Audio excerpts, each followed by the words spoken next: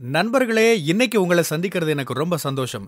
இந்த தளத்துக்கு நீங்க வந்ததுக்கு நன்றி. உங்களுக்காக ஆண்டவர் நெறைய விஷயங்கள வச்சிருக்கிறாருன்றத உங்ககிட்ட பகிர்ந்துக்க நான் விரும்புறேன்.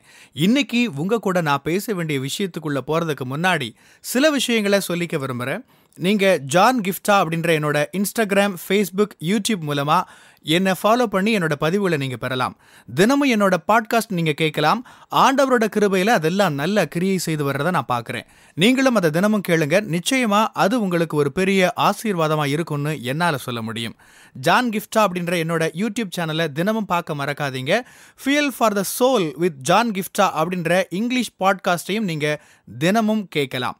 www.johngifta.com அப்படின்ற என்னோட வெப்சைட்லயும் இதெல்லாமே இருக்கும். இன்றைக்கு கிறிஸ்தவ சூழல்ல நிறைய மக்கள் நம்புற மிகப்பெரிய பொய்கள்ல ஒண்ணு என்னன்னா, ஜான், நான் ஒரு பெரிய தவறு பண்ணிட்டேன், தெரிஞ்ச எவ்வளவு பெரிய தப்பு பண்ணிட்டேன், பெரிய பாவம் அது, அதனால தான் ஆண்டவர் பேசுறதை என்னால கேட்க முடியல, நான் மனம் வருந்தணும், நான் மனம் வருந்தி மன்னிப்புக்காக ஜெபம் பண்ணணும், நான் உபவாசம் பண்ணணும், என்னை தண்டிக்கிறதுக்கு நான் ஏதாச்சும் செஞ்சாகணும், அதுக்கப்புறம் ஒருவேளை ஆண்டவர் என்கிட்ட பேசுறத என்னால கேட்க முடியலாம்.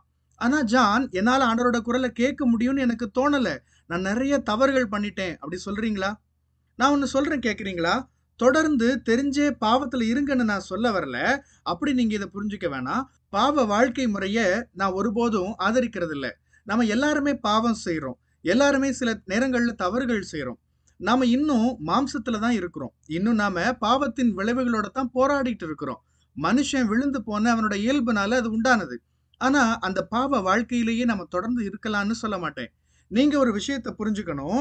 நிறைய மக்கள் என்ன நினைக்கிறாங்கன்னா, அவங்க தப்பு செஞ்சதுனால, அவங்க பாவம் செஞ்சிட்டதுனால, ஆண்டவருக்கு பிரியமில்லாத ஏதோ ஒண்ணு அவங்க செஞ்சதுனால, சொல்லக்கூடாததை சொல்லிட்டதுனால, அல்லது செய்யக்கூடாததை செஞ்சிட்டதுனால, ஆண்டவர் பேசுறத அவங்களால கேட்க முடியாதுன்னு நினைக்கிறாங்க. ஆண்டவரோட குரலை ஒருபோதும் கேட்கவே முடியாதுன்னு அவங்க நினைக்கிறாங்க. ஆனா நீங்க வேதத்தை நல்லா கவனிச்சு பாருங்க. ஆரம்பத்துல இருந்தே பாருங்க. ஆதாம் பாவம் செஞ்ச உடனே என்ன நடந்துச்சு? அவன் ஆண்டவரோட குரலை கேட்டான். காயின் ஆபேலை கொன்ன உடனே அவன் முதலா யாருடைய குரலை கேட்டான்? அவன் ஆண்டவரோட குரலை கேட்டான். ஆண்டவர் அவன் பேரை சொல்லி கூப்பிட்டாரு. நான் என்ன சொல்ல வர்றேன்னா, மக்கள் என்ன நினைச்சுக்கிறாங்க, ஜான், நீங்க சொல்றபடி பார்த்தா நான் தொடர்ந்து பாவத்திலே இருக்கலாமா? ஆண்டவர் என் கூட பேசத்தானே செய்வார் அப்படின்னு யோசிக்கிறாங்க. இல்ல இல்ல இல்ல, நீங்க பாவம் செஞ்சாலும் ஆண்டவர் உங்களோட பேச விரும்புறாரு. நீங்க திரும்பவும் சரியான பாதைக்கு திரும்புறதுக்கு உதவி செய்யறதுக்கு அவர் விரும்புறாரு. உங்க வாழ்க்கையுடைய சிறந்த ஒரு தருணத்துக்கு நீங்க வரணும்னு உங்களுக்கு உதவுறதுக்கு அவர் விரும்புறாரு.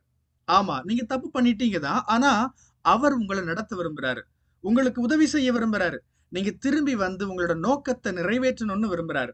ஆண்டவர் உங்களை ஒழிச்சு கட்ட விரும்பல. நிறைய மக்கள் ஆண்டவரை பத்தி இப்படியான தவறுதலான புரிதலை கொண்டிருக்கிறாங்க. நான் ரொம்ப ரொம்ப ரொம்ப ரொம்ப ரொம்ப ரொம்ப பரிசுத்தமா பரிசுத்தமா பரிசுத்தமா இருக்கணும், அப்படின்னாதான் என்னால ஆண்டவரோட குரலை கேட்க முடியும் அப்படின்னு நினைக்கிறாங்க. இல்ல, நான் மேல சொன்ன அந்த சம்பவங்களை எல்லாம் பாத்தீங்களா? அவங்க அப்பத்தான் பாவம் செஞ்சிருந்தாங்க. உடனே அவங்க ஆண்டவரோட குரலை கேட்டாங்க. அதாவது என்ன அர்த்தம்? உங்களோட பாவத்துக்கும் ஆண்டவரோட குரலை நீங்க கேட்கறதுக்கும் கேட்காம போறதுக்கும் எந்த தொடர்பும் இல்ல. எந்த ஒரு குறிப்பிட்ட நேரத்திலையும் ஆண்டவரோட குரலை கேட்கறதுக்கு நீங்க உங்களோட செவியை ஆயத்தமாக்கி இருக்கிறது தான் இங்க முக்கியம். இன்னைக்கு உங்ககிட்ட நான் இந்த கேள்வியை கேட்க விரும்புறேன். ஆண்டவரோட குரலை கேட்கறதுக்கு நீங்க உங்களை ஆயத்தமாக்கி இருக்கிறீங்களா? நீங்க சரியான காரியங்களை செய்யறப்பவும் ஆண்டவர் உங்களை நடத்துவாரு.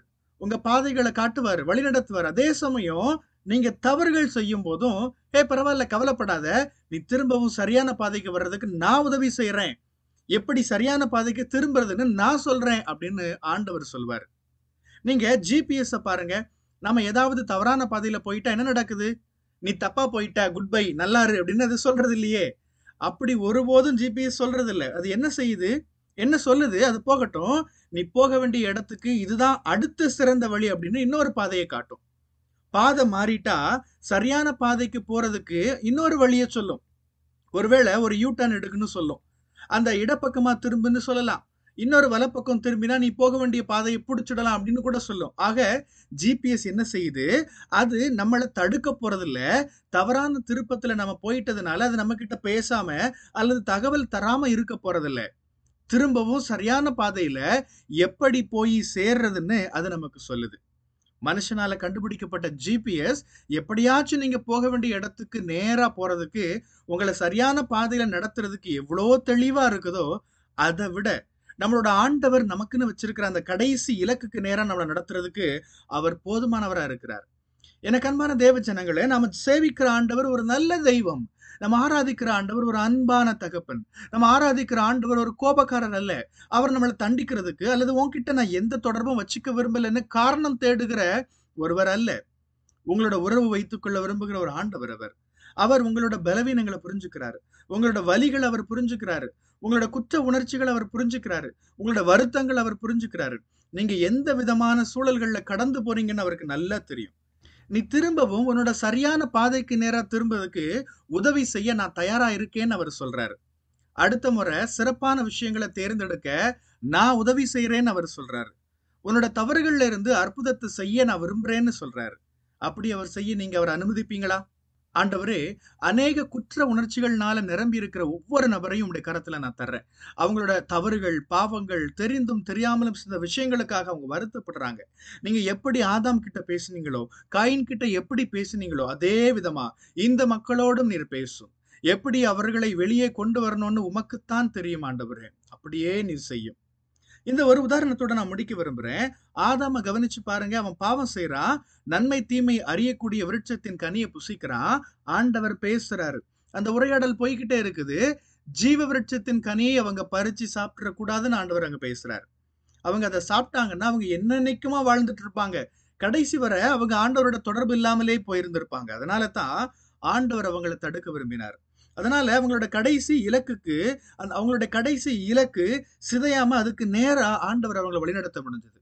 உங்க வாழ்க்கையின் கடைசி இலக்கை நீங்க குழப்பி விடக்கூடாதுன்னு ஆண்டவர் விரும்புறாரு. அதனால தான் அவர் உங்ககிட்ட தொடர்ந்து பேச விரும்புறாரு. அதனால தான் அவர் உங்க கூட இடைப்படுறாரு. உங்க வாழ்க்கைய துன்பம் துயரம் ஆக்குறதுக்கு அவர் இல்ல, உங்களுக்கான நோக்கத்தை நிறைவேற்ற உதவி செய்யறதுக்காகவே அவர் உங்களோட இடைப்படுறாரு. ஆமென். கர்த்தர் உங்களை ஆசீர்வதிப்பாராக. உங்களுடைய பகுதிகளில் பிரசங்கிக்க என்னை அழைக்க நீங்க விரும்பினா டிஸ்கிரிப்ஷன்ல இருக்கிற இமெயில் மூலமா என்ன நீங்க தொடர்பு கொள்ளலாம். பிரியமானவங்களே, இந்த செய்தி மூலமா நீங்க உற்சாகம் அடைஞ்சிருப்பீங்க, ஆசீர்வதிக்கப்பட்டிருப்பீங்கன்னு விசுவாசிக்கிறேன். திரும்பவும் ஞாபகப்படுத்துறேன், நீங்க ஜான் கிஃப்டா அப்படின்ற என்னோட இன்ஸ்டாகிராம், ஃபேஸ்புக், யூடியூப் மூலமா என்னை ஃபாலோ பண்ணி என்னோட பதிவுகளை பெறலாம். ஜான் கிஃப்டா அப்படின்ற என்னோட யூடியூப் சேனலை தினமும் பார்க்க மறக்காதீங்க. Fuel for the soul with John Gifta அப்படின்ற இங்கிலீஷ் பாட்காஸ்டையும் நீங்கள் தினமும் கேட்கலாம். பாட்காஸ்ட் எபிசோடுக்கு நீங்கள் உங்களோட ரேட்டிங், ரிவ்யூ கொடுத்து ஷேர் பண்ண மறக்காதீங்க. www.johngifta.com அப்படின்ற என்னோட வெப்சைட்லையும் இது எல்லாமே இருக்கும். இந்த ஊழியத்தால் நீங்கள் ஆசீர்வதிக்கப்பட்டிருந்து மற்றவங்களுக்கும் இதே ஆசீர்வாதம் சேரணும்னு விரும்பினா நீங்களும் எங்க கூட சேர்ந்து ஆண்டவரோட ராஜ்யத்தை கட்டுற இந்த பணியை உங்களோட நிதி ஆதரவு மூலமாகவும் தாங்கலாம். கூகுள் பே அல்லது நெட் பேங்கிங் அல்லது பேபால் மூலமா நீங்க ஆதரவு தரலாம். எல்லா விவரங்களையும் டிஸ்கிரிப்ஷன்ல நீங்க பார்க்கலாம். ஆண்டவர் உங்களை ஆசீர்வதிப்பாராக.